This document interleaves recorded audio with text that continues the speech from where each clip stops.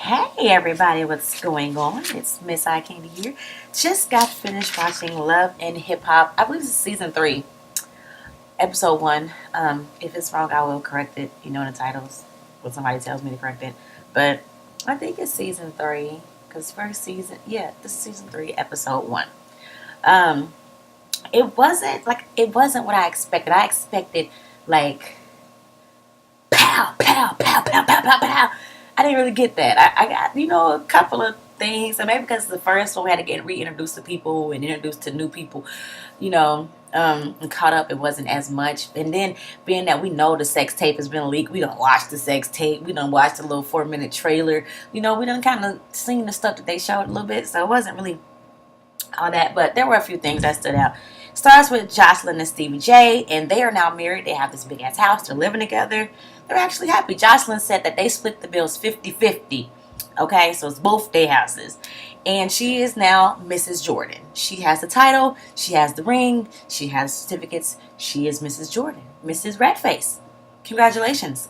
So, there's one thing that Jocelyn, feels cheated out of. She feels like, she didn't get her wedding. Stevie J and her went down to the courthouse and, tied the knot, and she wants the wedding. She wants to dress the bridesmaids and walk down and be that princess. So Stevie's like, well, we ain't really ready for that, because she said something like a $25,000 dress and stuff. And I mean, knowing the backstory from the blogs and everything, Stevie J owed a lot of money in child support. So he didn't get no big elaborate as wedding, but whatever. He says, well, how about we just do this for now? We can work on that wedding down the line. But how about we work on some post-marital birthday parties? Their birthdays are one day apart. They're both Scorpios, and they just want to do the party together. So she's down for that. Turn down for what? Happy birthday. It's my birthday. Let's go. Then it goes to Kurt and Rashida. And Rashida has let Kurt move back into the house, but they are currently sleeping in separate rooms. They ain't having sex. They just taking care of their baby. She's still struggling with the way he was acting last season. And yeah, their marriage is basically kind of up in the air. I guess, I don't know. I can't even say they're trying to work on it. It's just kind of like they're just roommates. Existing roommates with marriage license certificates. I don't know what they're doing. But, he goes to Mimi. Mimi's in her apartment, and she's, putting her makeup on, or I don't know what the hell she's doing. But then we see that she's still with her boo Nico, which we already knew. But if you ain't been out in the blog world and social media learning about what's going on, her and Nico have gotten back together. Nico was still very much the creep, the scary looking, creepy looking dude that he was last season. Like, he's just not it. He just looks so scary. Like, something about that Nico. That Nico just don't look right. Like, he just looks like something's off with Nico. She's happy though. She's happy. They're back together. And then he mentions, like, I love how you are when the red light comes on or whatever. Basically saying that, they record their sexes. And this is basically the introduction to the damn sex tape. And it started to make me feel like the damn shit was all planned, because they sitting talking about the sex tape on camera and stuff. Like, yeah. So, Mimi says she don't even realize the camera's on, because Nico it's the best sex she's ever had. Like, he just put it down. I wonder what Stephen Jordan thought when she said that. Like, how them, guys' ego, they want to be the best. What you trying to say? I wasn't the best? Type of thing. But, Nico working with a little something. I seen the sex tape, and, he has a nice sized sausage, He was doing a little something. So, yeah, okay. I mean, okay, Mimi. All right. Y'all do y'all. Then we get introduced to Waka Flocka, who is now part of the show, and his fiance Tammy. Yeah, I was very much concerned about Waka Flocka being on the show, because I feel like the show is ignorant enough as it is, and I just thought Waka was just gonna make it even that much more ratchet, just because of the way the man speaks. Voting good, voting cool. I vote, voting for the people. Like, oh Lord, this dude had to be on TV. We gotta see him every week. No public speaking. No. So his fiance Tammy's, she doesn't really go to many of his shows anymore. But every now and then she decides to just pop up because in the past he has cheated several times, and now he's saying he's not gonna do it no more. He's gonna make her his fiance, but she just making show because she don't trust his ass, basically. But he said he's ready to do better. He done messed up in the past, but now he want to do better. He love her. He want to get married to her. It is what it is. We got a little Scrappy. Little Scrappy says he's done with Erica and he's done with rehab. And now he's with Bambi. Bambi, who is Bambi, you might ask? Bambi was Malaysia's friend on Basketball Wives, and then she scared her ass over last season to the house, not to the housewife, what is this, Love and Hip Hop ATL, where she was in the jacuzzi with Benzino and Kurt kissing all over on Benzino. So, to me, Bambi looks like a reality TV opportunist. She's trying to fit in and get in somewhere on a cast, so she's bouncing around from show to show, guy to guy. Whoever can get her in, she's gonna go. And we see Scrappy's ass very vulnerable from a fresh breakup. Erica done left him. I don't know where Shay Big Booty Bucket Johnson is, but she obviously gone. And he just got a rehab, so he just needs some loving and some to be held and comforted and kissed on. And, he want that affection. So Bambi, bam, she on it because she needs a slot on television. So they're together. Bambi wants a commitment. Are we together? Like, what is this? Are we together? And he's like, yeah, we together. He said he can't give her his heart yet. He don't know if he love her yet. But, he feeling her right now. It's just her trying to do the one-on-one, and he feeling her a little bit. Then we go back to Mimi. Mimi meets up with Erica and Arian. And Arian lets us know that she has a new boo thing. She's, since she came out last season, girls is at her. And she got her boo thing named Tony. And Erica has her new man named O'Shea, the model. Sexy red bone model, so she says. They asked her, they asked Mimi, have you heard about Jocelyn and Stevie J? They allegedly married. She said, yeah, I heard it, but I ain't seen no damn marriage certificate. So I guess Mimi doesn't believe it. But, they married. They really are supposed to be married. Arian says that she was invited to Jocelyn and Stevie J's birthday party. And she's like, Mimi, how do you feel if I would go? At first, I was kind of like, that's some bullshit. What you mean? How do you feel if you would go? Like, if you my girl. The way Arian was brought onto the show, she was Mimi's friend. That's how you got this opportunity, boo-boo, by being Mimi's friend. And Jocelyn, who stole your friend's man, basically, well, she's with him now. She's married to your friend's baby daddy. And, because I can't say somebody stole somebody's man. He just went, and Mimi wasn't dealing with the crap no more.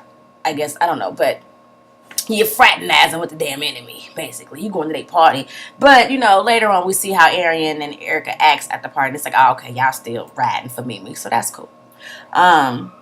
They discuss, then Mimi lets them know that she told them they can go. Yeah, go to the party. Bring back the information or whatever. If they really married, I'm going to send them a stripper pole for a wedding gift. But Mimi lets them know that she and her boo are working out 5 things good. They said, boo, who your boo? She said, Nico. They're like, Nico, what you doing with Nico? I thought y'all broke up. I thought you and Nico was over. Me and Nico back together, he's just the best sex I ever had. She doesn't know, have you guys ever made a sex tape? They're like, oh, hell no, because, what if the guy get mad and leak shit or something?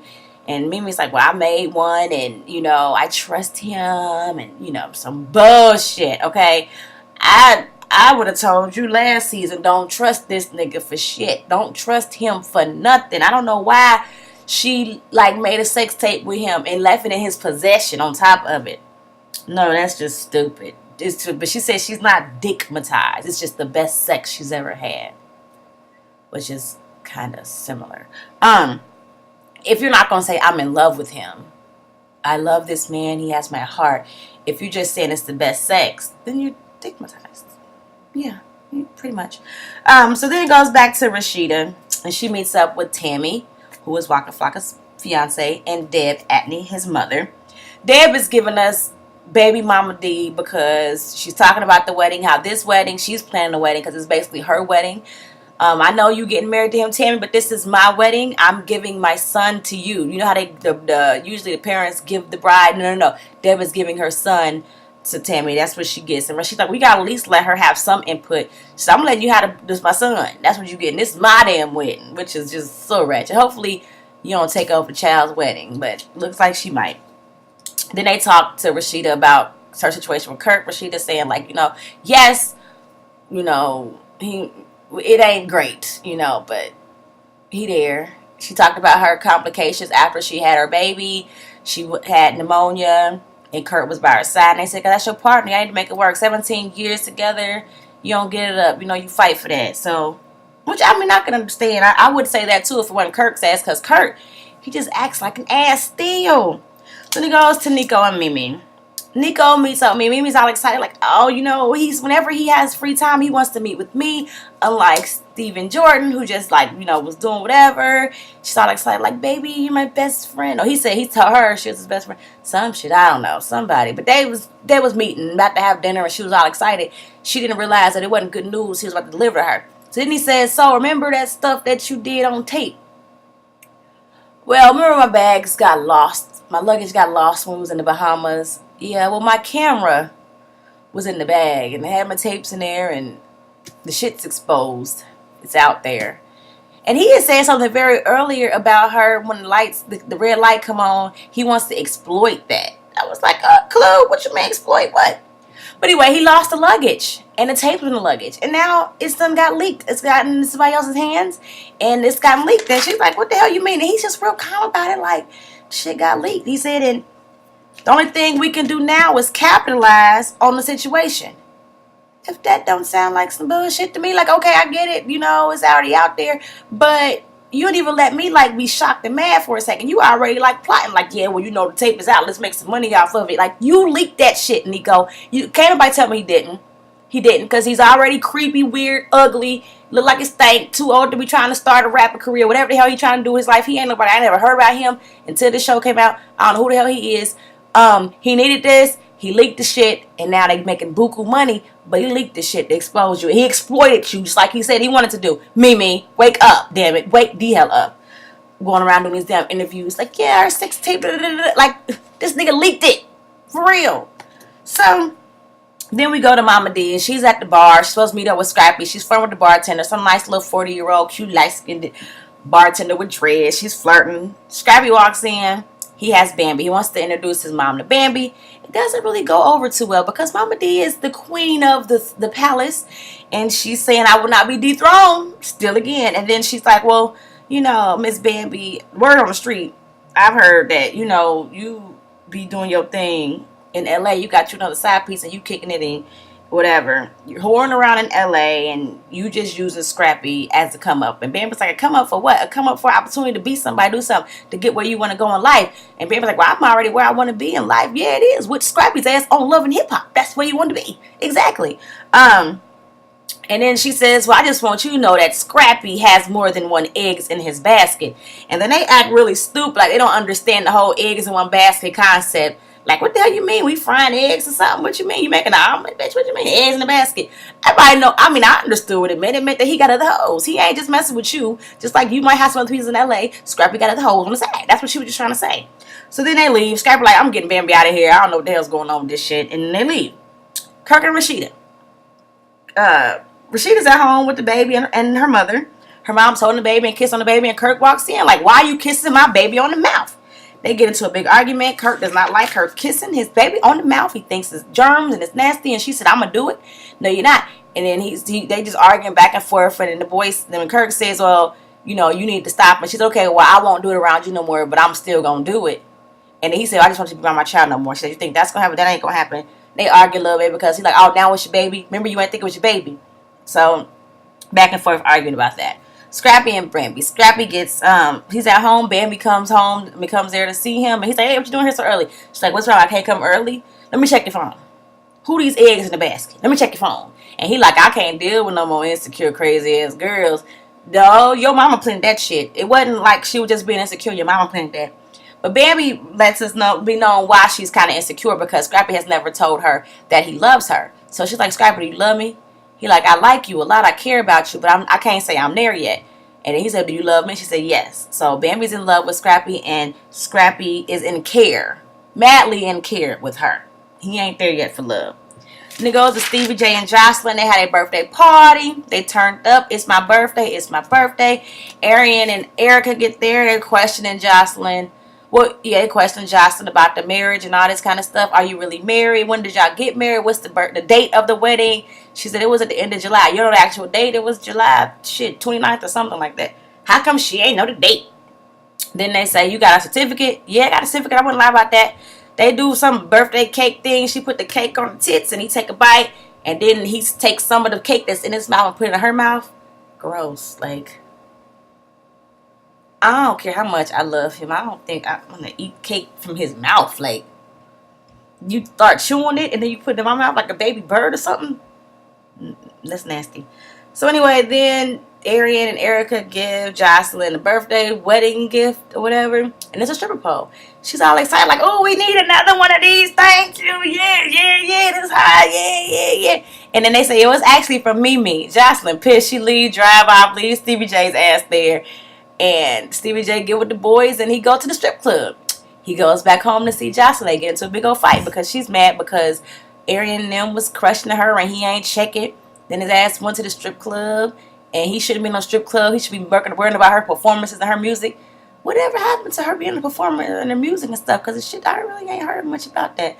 It was just, it was what it was. I don't know. It was okay. It wasn't what I thought it was gonna be. We do know it's gonna be better. We're gonna see Carly Red. We're gonna see more about Waka Flocka. Kirk gonna do DNA test on the baby. Stevie J gonna try to, I don't know, fight Mimi in court because of the sex tape coming out with their daughter. And then Stevie J gonna get into it with Nico, saying if you leak that tape, I'll whoop your ass, type of stuff. So it's gonna get better, but that's what I thought. It was okay. It wasn't great. Sorry, my review probably wasn't as great, but it just wasn't what I thought it was gonna be. But I'll be back next week. Maybe next week will be a little bit better. But one thing I do know, Mimi is dumb as hell. Okay, I'm probably gonna say this every week. Mimi, you dumb as shit to think that Nico is trustworthy. Okay, this dumb ass nobody nothing dude leaked your tape. He said he wanted to exploit you. He said let's capitalize on the opportunity. Yeah, he got you. All right, y'all, like, comment, subscribe, and I'm gonna try to do the R&B divas. I really am. Okay, talk to you later. Love you. Deuces.